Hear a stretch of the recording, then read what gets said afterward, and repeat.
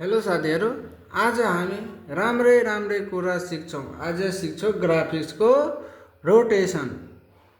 रोटेसनमा 2D रोटेसनको कुरा गरौँ। अस्ति हामी ट्रान्सलेसनको कुरा गरेका थियौँ। ल आज सुरु गरौँ त। ट्रान्सलेसन भनेको हामी बुझेका थियौँ एउटा स्ट्रेट लाइन जस्तो हो। तर अब रोटेसनको कुराहरू त्यो कुनै पनि एउटा फिक्स पोजिसनमा हामीले रोटेट गर्छौँ नि, एउटा सेन्टरबाट हामीले कुनै कुरा रोटेट गर्छौँ नि, त्यसैले हामीले रोटेसन भन्छ।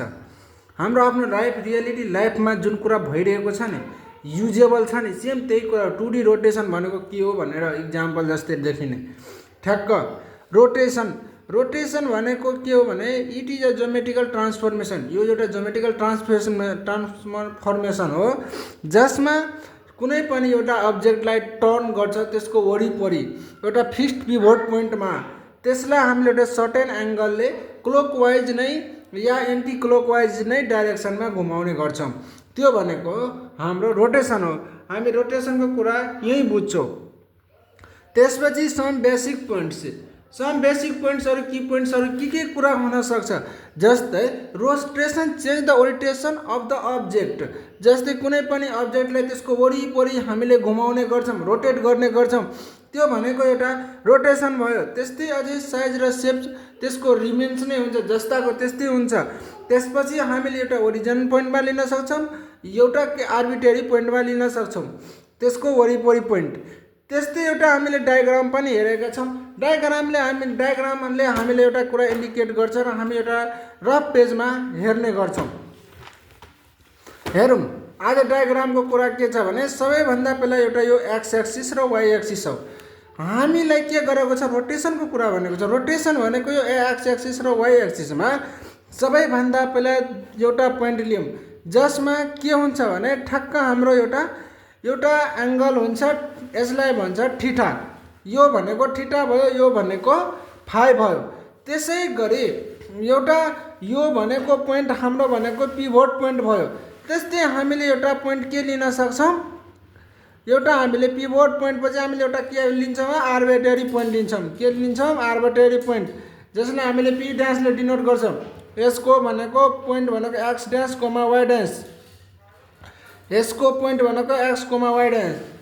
त्यस्तै अब हामीले के गर्छौँ भने यति कुरा भइसकेपछि अब हामी यसलाई फर्मुलामा एप्लाई गर्छौँ। यसको एउटा 90 डिग्रीको हामीले एउटा एङ्गल बनाउँछौँ। 90 डिग्री यहाँदेखि एउटा बनाउँछौँ, यसको लागि एउटा 90 डिग्री हामीले बनाउँछौँ। यति भइसकेपछि अब हामी अगाडि बढौँ नोटमा। सबैभन्दा पहिला के छ भने पिभटमा it means the from the object where it is rotate. जहाँदेखि रोटेट गर्छ नि, मैले भने नि यहाँदेखि रोटेट गर्छ नि यहाँसम्म, यो भनेको पिभट पोइन्ट भयो। यसलाई हामीले पिभट पोइन्ट भन्छौँ। त्यस्तै अब रेडियस भनेको यो, यसलाई हामीले आर भन्छौँ, रेडियस। त्यस्तै हाम्रो एउटा कुनै पिभट टेबलको रेडियस जहिले पनि एउटा सपोज यो सर्कल भयो भने यो पिभट पोइन्ट भयो भने यसबाट हामीले जति पनि रेडियस लिन्छौँ भने यो सबै के हुन्छ भने रेडियस भनेको इक्वल नै हुन्छ भन्ने कुरा याद राख्नुपर्ने हुन्छ। त्यसपछि हामीले एउटा ट्रायङ्गल लिएका छौँ र त्यसको अब हामीले दुईवटा ट्रायङ्गल छ, दुई थरीको हामीले फर्मुला लगाउन सक्छौँ। जस्तै एउटा कोस थीटाको लिन्छौँ, कोस फाइ प्लस थीटा, अनि एउटा साइन फाइ प्लस थीटा या थीटा प्लस फाइ, त्यसरी हामीले लिन सक्छौँ। हामीले सबैभन्दा पहिला के गर्छौँ भने कोस थीटाको हेरौँ। कोस थीटा भन्नाले हामीले के गर्नुपर्छ भने ठ्याक्कै यता हेर्नुपर्छ, एक्स बाई आर। हामीले एक्स बाई आर भनेको सरी, यसलाई एक्स ड्यास भन्छौँ, यसलाई एक्स भन्छौँ, यसलाई वाइ ड्यास भन्छौँ, अनि यसलाई वाइ भन्छौँ। यति भइसकेपछि अब हेरौँ,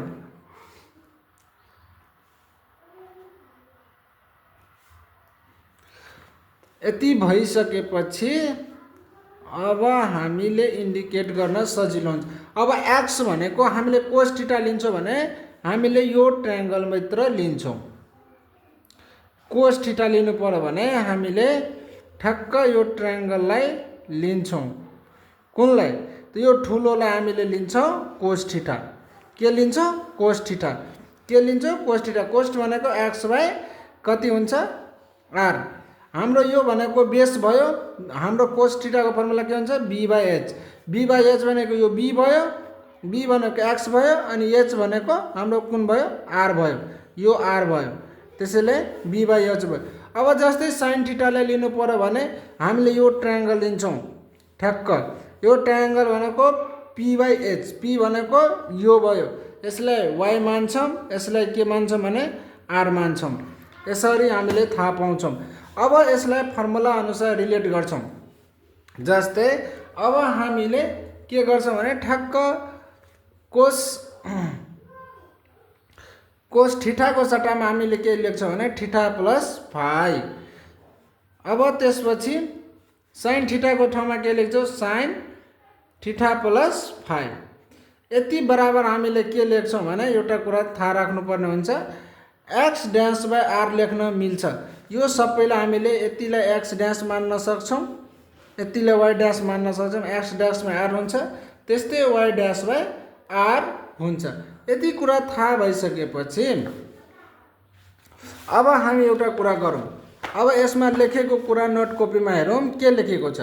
x डैश बराबर r cos थीटा, त्यसलाई हामीले फर्मुलामा तोडेको छौं। sin थीटालाई y डैश r हुन्छ, त्यसलाई फर्मुलामा तोडेको छौं। अब यति कुरा गरौँ।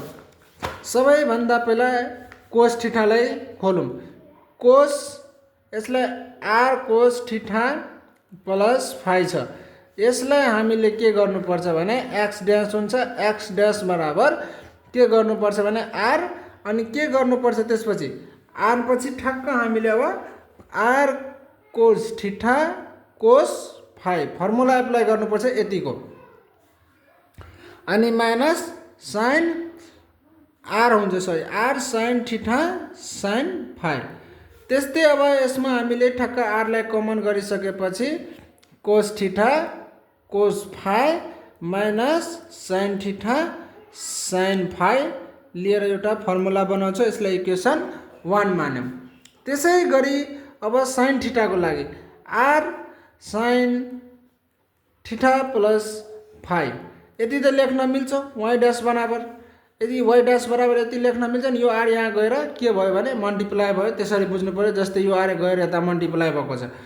अब यता y डैश बराबर हेरौँ के लेख्नु पर्छ भने r sin theta cos phi. ठीक छ। त्यसपछि r cos theta sin phi. यसलाई हामीले r कमन लिइसकेपछि sin theta cos phi plus cos theta sin phi. यसलाई हामी sin फाइ भन्छौं। यसले यसरी इक्वेसन सेकेन्ड मान्छौं। ठीक छ। यसरी हामी इक्वेसन सेकेन्ड मान्छौं। त्यसपछि इक्वेटिङ गर्छौं। Now equating 1 and 2 we get गर्छौं भने हामीले कति गर्छौं x dash by y dash बराबर ठ्याक्क हाम्रो कति आउँछ cos theta minus sin theta cos theta आउँछ। यसरी आउँछ अनि यता x y आउँछ। यति कुरा हामीले गेट गर्छौं। जस्तै अब नोट कपीमा हेरौँ। ठ्याक्क हामीले cos थीटा बराबर फर्मुला लगायौं। r cos थीटा गर्दा theta cos r cos theta plus phi को फर्मुला एप्लाई गरेर इक्वेसन 1 मान्यौं। त्यसपछि हामी sin थीटा गर्यौं, y r sin theta by r गर्यौं। त्यसपछि हामीले थीटा प्लस फाइ को r बराबर r sin theta cos phi plus r cos theta sin phi. हामीले त r कमन लिएर हेरेका छैनौं। त्यसैले दुवै हामीले यो फर्स्ट इक्वेसन सेकेन्ड भयो, इक्वेसन फर्स्ट भयो, दुवैले इक्वेटिङ गर्दाखेरि हामीले यति पाएका छौं। त्यसै गरी अब हामीलाई के गर्नु पर्यो भने एउटा एक्जाम्पल लिनु पर्यो। एक्जाम्पलमा के छ भने हेरौँ। सबैभन्दा पहिला एक्जाम्पलमा के छ भने अ पोइन्ट 4,3 इज रोटेट के गरेको छ 4,3 मा एउटा पोइन्टले के गरेको छ भने रोटेट गरेको छ। एउटा काउन्टर क्लकवाइजमा क्लकवाइज मतलब के हुन्छ भने क्लकवाइज डाइरेक्सनमा एउटा एंगल हुन्छ 45 डिग्रीले बनाएको हुन्छ। त्यसमा रोटेसन कति हुन्छ एउटा रिजल्टेन्ट कन्स्टेन्ट पोइन्टमा त्यो निकाल्न भनेको छ। त्यसै गरी मैले लिएको छु। सबैभन्दा पहिला सोलुसन गरौँ। यता नै गरौँ। गिभन पोइन्ट थियो p बराबर कति थियो 4,3 थियो। 4,3 थियो p। अब हामीले एंगल दिएको थियो, एंगल हालिदियौं। एङ्गल भनेको कति थियो भने 45 डिग्री थियो। त्यसपछि अब फर्मुला एप्लाई गर्नको लागि के गर्नुपर्ने छ त हाम्रो x ड्यास बराबर x dash by y dash भइहाल्यो। त्यसपछि अब फर्मुला cos थीटा थियो भने cos 45 माइनस sin 45, त्यस्तै अब sin 45 अनि cos 45 गरेर यसरी हाल्छौँ। अनि यता x बाई y भनेको कति थियो 4,4/3 थियो।